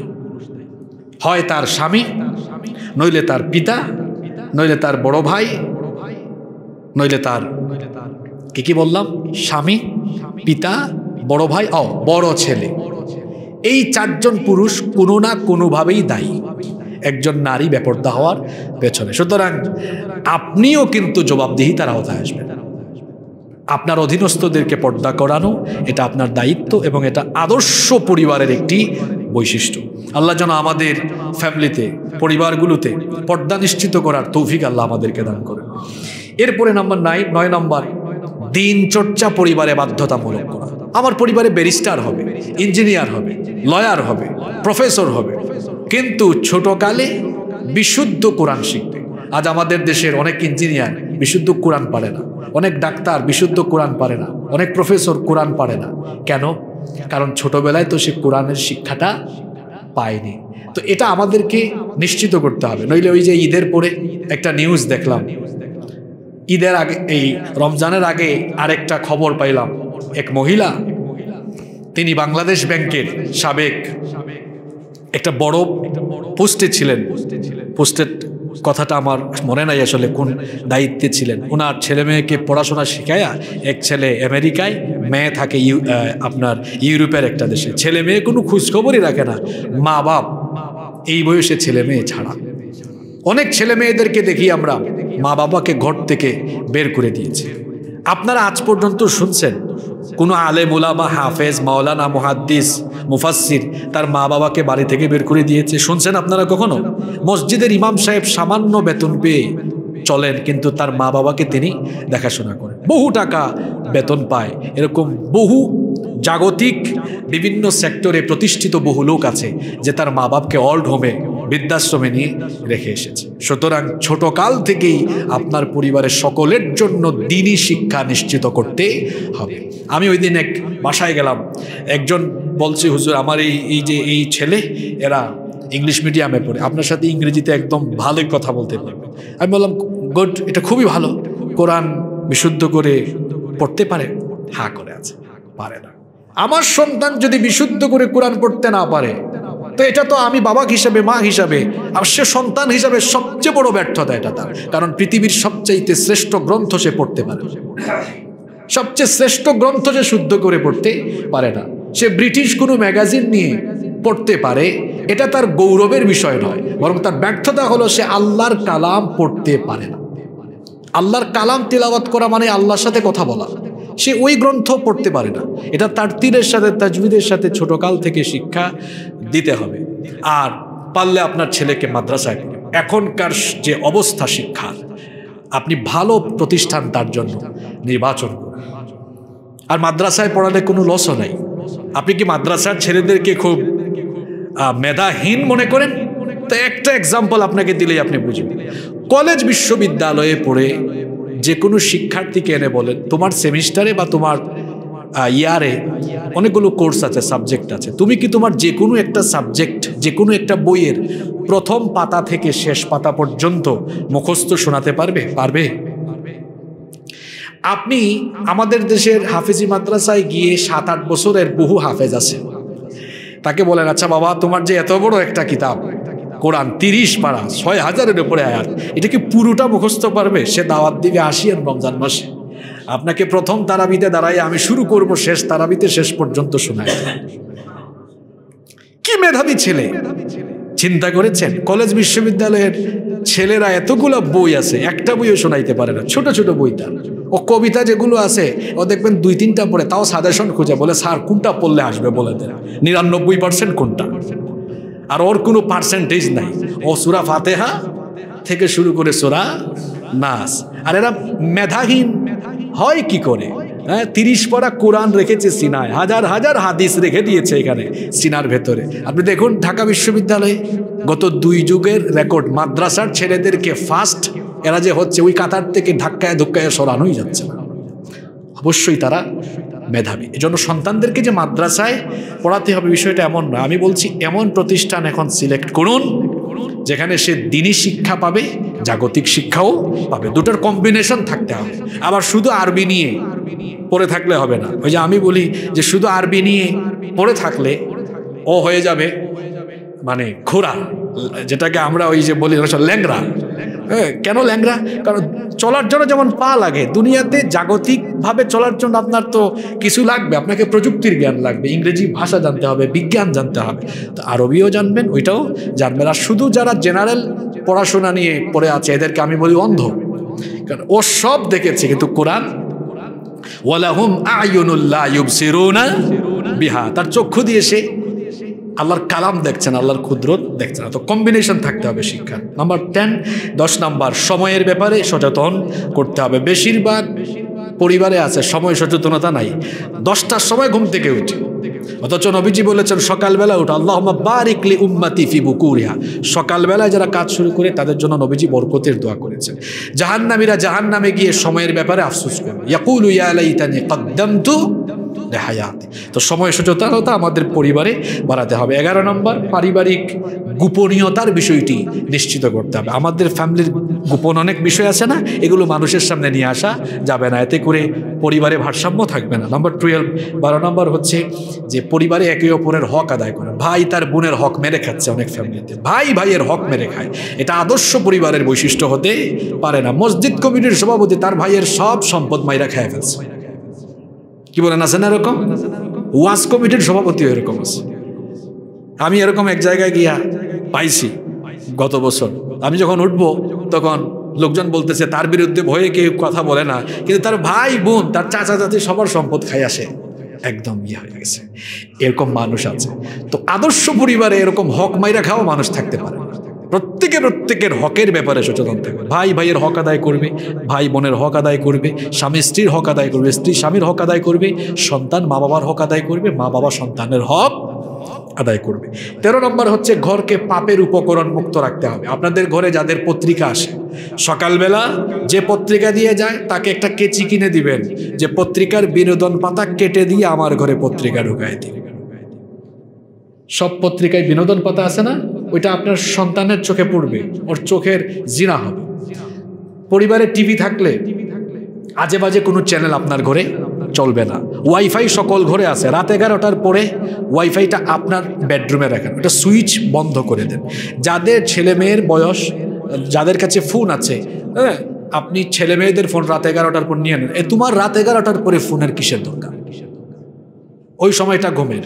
এখন 25-30 বছর ছেলেদের চুল পেকে যাচ্ছে, তাদের যৌবন নষ্ট হয়ে যাচ্ছে, চেহারার লাবণ্য হারিয়ে ফেলছে, কারণ খাদ্যাভ্যাস, ঘুমের অভ্যাস ঠিকঠাক নাই। এই জন্য এরা তাদের শরীর স্বাস্থ্য সব হারায় ফেলছে। এখনো অনেক 100 বছর 80 বছর বয়সী চাচাদেরকে দেখা যায় ফিজিক্যালি কত স্ট্রং, আর 35 বছরের ছেলেরা ঝিমাই হাঁটে। ওর খাদ্যাভ্যাস ঠিক নাই, ওর ঘুমের অভ্যাস ঠিক নাই, কারণ প্রযুক্তির অপব্যবহার করে রাতের বেলা সে পর্নোগ্রাফিতে আসক্ত হয়ে আর আজে বাজে জিনিস দেখে তার পুরা রাত কাটিয়ে দেয়। ওর ভেতরে আল্লাহর ভয় পয়দা করে দেওয়া, তাকওয়া সৃষ্টি করে দেওয়া। বাবা মা হিসাবে আপনার দায়িত্ব। বলেন, আমি বাবা, আমি তোমার মা, আমি তোমাকে দেখি না, কিন্তু তোমাকে একজন দেখছেন, তিনি হচ্ছেন মহান আল্লাহ। এটা তার ভেতরে ঢুকিয়ে দেওয়া। পাপের উপকরণ মুক্ত করতে হবে। 14 নম্বর, পরস্পরকে সহযোগিতা করা। ঘরের কাছে মাকে সহযোগিতা করেন, বাবাকে সহযোগিতা করেন। পিতামাতা আছেন, পিতামাতার কাপড় ধুয়ে দেন, পিতামাতার সেবা করেন। আমার বাবা নেই, আমার মা আছেন। আমার মা যখন আমার বাসায় আসেন, আমি আমার মাকে ঘুম পাড়ানোর আগে আমি নিজেই ঘুমাই না। মাঝে মাঝে বলেন যে তুমি যাচ্ছ না কেন? তখন বলি আমারও কিছু মনে আছে, কিছু মনে নাই, কিন্তু মনে হয় আমিও ছোটবেলায় না ঘুমানোর আগ পর্যন্ত তুমিও ঘুমাইতা না, তো এখন আমিও একটু করি, তুমি না ঘুমানোর আগ পর্যন্ত আমিও একটু জেগে থাকি। দেখুন খুশি হয়ে যাবে। আর পৃথিবীতে যত মানুষ সফল হয়েছেন প্রত্যেকেই তার বাবা মায়ের দোয়ার বরকতে হয়েছে। এজন্য মা বাবাকে জীবনের বরকতের জায়গা মনে করে মা বাবার খেদমত করতে হবে। মা বাবাকে সহযোগিতা করেন ঘরের কাজে, আপনি আপনার স্ত্রীকে, আপনার ভাইকে, বোনকে সহযোগিতা করা, এগুলো হচ্ছে আদর্শ পরিবারের নমুনা, আদর্শ পরিবারের বৈশিষ্ট্য। 15 নম্বর, বিবাহ শাদীতে কোনো ধরনের অনৈসলামিক কার্যকলাপ যেন আদর্শ পরিবারে এটা থাকা যাবে না। আমাদের বিয়ে শাদীতে গায়ে হলুদ, গান বাজনা, তাছাড়া মানে পশ্চিমা সংস্কৃতি কিংবা আমাদের পাশের দেশের অনেক অপসংস্কৃতি আমাদের বাসা বাড়িতে ঘরের মধ্যে ঢুকে গিয়েছে। মনে রাখতে হবে, বিবাহ এটা সামাজিক অনুষ্ঠান নয়, এটা একটা ইবাদত, এটা একটা ইবাদত। আর বিয়ের ক্ষেত্রে প্রতিবন্ধকতা সৃষ্টি করা যাবে না। বিয়েতে 7 ভাবে প্রতিবন্ধকতা সৃষ্টি করা হয়। 1 নম্বর, বিয়েকে ব্যয়বহুল করে এটাকে কঠিন এবং জটিল করে ফেলা। বিয়েকে যত সহজ করা যাবে ততই ভালো। 2 নম্বর, অতিরিক্ত মোহরানা চাপিয়ে দেওয়া যাবে না। মোহরানা একদম অল্প করে দেন, যাতে করে বিয়ের আসরেই দিয়ে ফেলা যায়, এরকম অল্প করে নির্ধারণ করেন। 3 নম্বর, আগে কেরিয়ার তারপর বিয়ে, এমন কথা না বলে বলুন বিবাহের জন্য প্রস্তুতি নাও, মন মানসিকতা সেট করে বিবাহ করো। কেরিয়ারের সাথে আসলে বিয়ের কোনো সম্পর্ক নাই, কারণ পৃথিবীতে প্রত্যেক মানুষের কেরিয়ার হয়েছে বিয়ের পরে। কেরিয়ার হয়েছে বিয়ের পরে। যারা সফল হয়েছে তারা কি বিয়ের আগে হয়েছে না বিয়ের পরে হয়েছে? সবাই বিয়ের পরে হয়েছে। আপনি দেখুন, কেউ একজন টাকাওয়ালা হয়েছে, মেম্বার হয়েছে, চেয়ারম্যান হয়েছে, সে এমপি হয়েছে, সে ভালো ব্যারিস্টার হয়েছে, তারপরে ভালো ইঞ্জিনিয়ার হয়েছে, সব হচ্ছে মানে কখন? বিয়ের পরে। বিয়ের আগে কেউ হয় না, বরং বিয়ে করার পরে দিনদার একজন স্ত্রী পেলে তার সাপোর্ট নিয়ে আরো বহুদূর এগিয়ে যাওয়া যায়। তো বিবাহের সম্পর্কটা হলো বয়সের সাথে, চরিত্রের সাথে, এটা মনে রাখতে হবে। তারপরে আমরা অনেক সময় বলি বয়স হয়নি, নিজের পায়ে আগে দাঁড়া, তা সে কি মানুষের পায়ে দাঁড়ায় আছে নাকি? বলা উচিত প্রিপারেশন নাও, প্রিপারেশন নাও, গোল সেট করো, আর নিজে নিজে চলার মতো একটা অবস্থা তৈরি করো। তারপরে আমরা বিয়েকে ইবাদত মনে করি না, এই জন্য বিয়েটাকে আমাদের কাছে প্রতিবন্ধকতা আমাদের কাছে মনে হয়। আর নীরব যৌতুক, এটার কারণেও বিয়ে শাদীটা অনেক কঠিন হয়ে গিয়েছে। এগুলো আদর্শ পরিবারে থাকতে পারে না। নাম্বার 17 নম্বর হচ্ছে পরিবারে একজন আরেকজনের জন্য সবসময় দোয়া করা। আর দোয়া তো আল্লাহ নিজেই শিখিয়েছেন, হ্যাঁ? নিজের পরিবারের সদস্যদের জন্য দোয়া করতে ভোলা যাবে না। স্ত্রীর জন্য, সন্তানের জন্য আল্লাহ দোয়া শিখালেন। সূরা ফুরকানে আছে না, রব্বানা হাব লানা মিন আজওয়াজিনা ওয়া যুররিয়াতিনা কুররাতা আ'য়ুনিন ওয়াজআলনা লিল মুত্তাকিনা ইমামা। হে রব, আমাকে এমন স্ত্রী আর সন্তান গিফট করো যারা আমার জন্য চক্ষু শীতলকারী হবে। এরকম দোয়া আমরা করি। আমাদের উস্তাদ আছেন, বাকি কথা এবং আমাদেরকে আরো অনেক নসিহত করবেন। আমার আসলে কথায়, বক্তৃতায় অনেক গ্যাপ আছে, সেই গ্যাপগুলো তিনি ইনশাআল্লাহ তুলে ধরবেন এবং আরো অনেক সুন্দর সুন্দর নসিহা আমাদেরকে করবেন ইনশাআল্লাহ। আমি যে কথাগুলো বললাম সেগুলো প্রথমে আল্লাহ আমাকে আমার জীবনে আমল করার তৌফিক দান করেন। আর আপনারা যত সম্মানিত মানুষজন এসেছেন, গুণীজন এসেছেন, আপনারা সবাই আমার কাছে শ্রদ্ধার পাত্র। আমরা যারা কোরআন সুন্নাহর বাণীগুলো শুনেছি, আমরা যেন কোরআন সুন্নাহর এই বাণীগুলো উপলব্ধি করে, অনুধাবন করে আমাদের বাস্তব জীবনে প্রয়োগ করতে পারি। আল্লাহ আমাদের সকলকে সেই তৌফিক দান করুন। সুবহানাকা আল্লাহুম্মা ওয়া বিহামদিকা আশহাদু আল্লা ইলাহা ইল্লা আনতা আস্তাগফিরুকা ওয়া আতুবু ইলাইক। আসসালামু আলাইকুম ওয়া রাহমাতুল্লাহি ওয়া বারাকাতুহু।